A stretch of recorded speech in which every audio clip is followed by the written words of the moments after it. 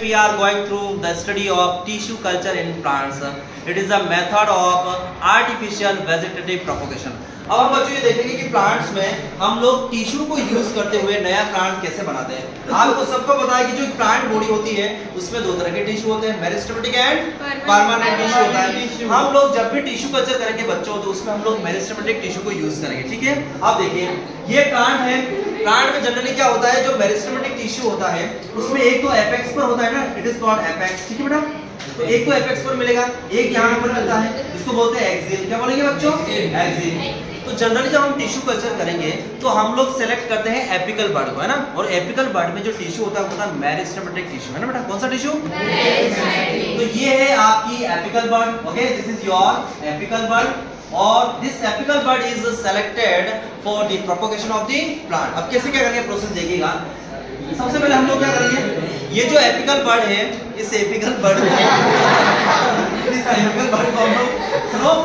Apical bud को हम लोग फॉरसेप्स या एग्रीकल्चर में दूसरे इंस्ट्रूमेंट यूज होते हैं, उनकी हेल्प से इसको अपन क्या करेंगे, इस प्लांट बॉडी से डिटैच कर लेंगे।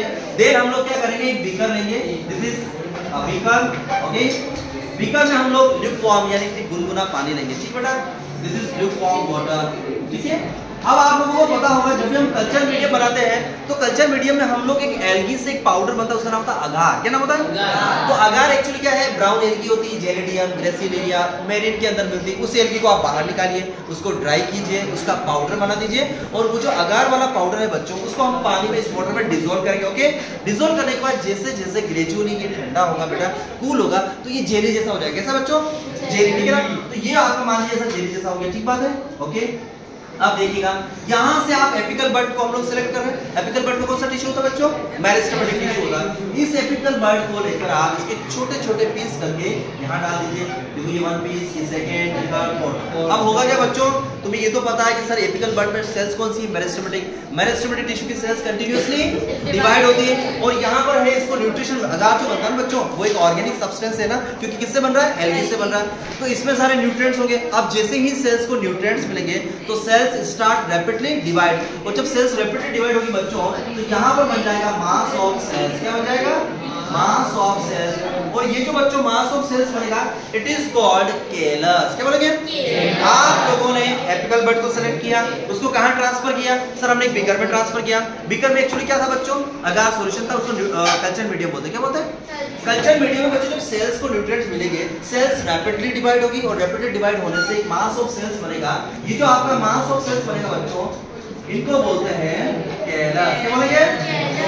अच्छा, ये जो केलस की सेल्स होती है अनडिफरेंशिएट सेल्स है। समझते हो डिफरेंशिएट अनडिफरेंशिएट?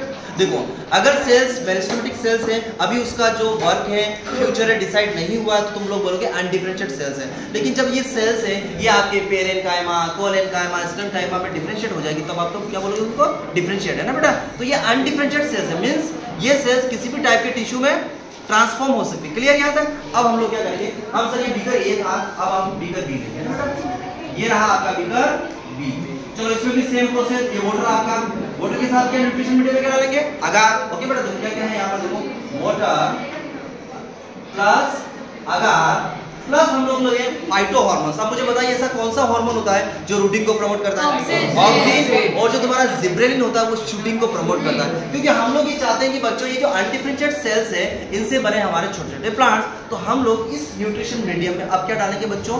वाटर, अगार प्लस फाइटो हार्मोन्स, जिसमें कम से कम दो हार्मोन्स होने चाहिए, ऑक्सीन एंड जिब्रेलिन। तो मैं यहाँ पे एक काम करता हूँ, कॉमन लिख दे रहा हूँ फाइटो हार्मोन, है ना, फाइटो हार्मोन्स। चलो ये रहा तुम्हारा callus. What is callus? Sir the group और mass of undifferentiated cells is called callus. यहां से आप केलस को उठाइए बच्चों, और केलस के फोर्सेप्स को यूज करते हुए छोटे छोटे पीस बनाइए, और छोटे छोटे पीस आप यहां डाल दीजिए, ठीक है बेटा। आप देखो, तुम्हें पता है इस न्यूट्रिशन मीडियम में क्या पड़ा हुआ है? फाइटो हार्मोन से। ऑक्सीन किसको प्रमोट कर रहा है? रूटिंग को। तो बच्चों यहाँ बन जाएंगे छोटे छोटे प्लांट्स। क्यों? क्योंकि सर यहाँ पर रूटिंग को प्रमोट करने वाला ऑक्सीन भी है, और शूटिंग को प्रमोट करने वाला जिब्रेलिन भी है। तो तुम you will get small plantlets. ये आपके छोटे छोटे प्लांट्स बन के बच्चे, है ना बेटा। You will get small plantlets. ये देखो इस तरीके से, ठीक है। अब बच्चों ये जो प्लांटलेट्स है ये इस लिमिटेड जगह है यहाँ पर बेटा, तो यहाँ पर क्या होगा इस लिमिटेड जगह पर, क्योंकि न्यूट्रिएंट्स है वो भी लिमिटेड है, ठीक है ना, जो स्पेस है वो भी लिमिटेड है, तो हम लोग क्या करेंगे इन प्लांटलेट्स को ट्रांसफर करेंगे। बताइए कहाँ ट्रांसफर करेंगे? या तो आप लोग अपने फील्ड में ट्रांसफर कर दीजिए, ठीक है, या फिर आप अपने गार्डन में ट्रांसफर कर दीजिए, या फिर सर हम तो इसको पोर्ट में लगाना चाहते हैं तो पोर्ट में ट्रांसफर कर दीजिए, ठीक है बेटा। ये रहे आपका ये गार्डन रहा और प्लांटलेट्स को यहाँ पर ट्रांसफर कर दीजिए। अब यहाँ पर इनको मिलेगी बच्चों लाइट मिलेगी, न्यूट्रिएंट्स मिलेंगे, तो नया प्लांट बन जाएगा। अब मुझे बताइए इसको हम लोग टिश्यू कल्चर क्यों बोलते हैं? बताओ इस प्रोसेस में हमने प्लांट बनाने के लिए प्लांट का कौन सा पार्ट यूज किया? बड एक्चुअली कुछ नहीं हो मेरिस्टेमेटिक टिश्यू है क्या बच्चों? तो when you used meristematic tissue to give rise new plant, to propagate new plant, it is known as tissue culture. ठीक बात है बेटा? अच्छा इसका पता है सबसे बड़ा, अच्छा इसको माइक्रो प्रोपोगेशन भी बोलते हैं, क्या बोलते हैं? देखो जनरली पता प्लांट बनाने के लिए हम लोगों ने ग्राफ्ट यूज की, ग्राफ्ट तो बड़ी होती है, आप लोग ग्राफ्ट को देख सकते हैं अपनी आंखों से, ठीक है, और दूसरी चीज जैसे सीड्स होते हैं, सीड्स को भी देख सकते हैं, वो भी विजिबल होते हैं, लेकिन पता बच्चों इसमें हम लोग जो बड यूज करें ना, तो बड में एक्चुअली क्या है सेल और सेल से टिश्यू बने, तो जैसे सेल्स माइक्रोस्कोपिक होती है तो टिश्यू भी क्या होते हैं छोटे छोटे होते हैं, hence this process are also known as micro propagation. अगर एग्जाम में माइक्रो प्रोपोगेशन पूछे या टिश्यू कल्चर पूछे बात एक ही होगी, ठीक है। अच्छा सबसे बड़ा बेनिफिट क्या बताइए मुझे इस मेथड का, सबसे बड़ा एडवांटेज क्या बताइए? आप लोग टिश्यू कल्चर को यूज करते हुए जो डिजीज्ड प्लांट है, इन्फेक्टेड प्लांट है, उससे हेल्दी प्लांट बना सकते हैं। क्यों बच्चों? ये सबसे बड़ा इसका इंपॉर्टेंस है ना, एग्जाम में पूछा था 10th क्लास में कि what are the most significant characteristic of tissue culture. तो क्या होता है बच्चों?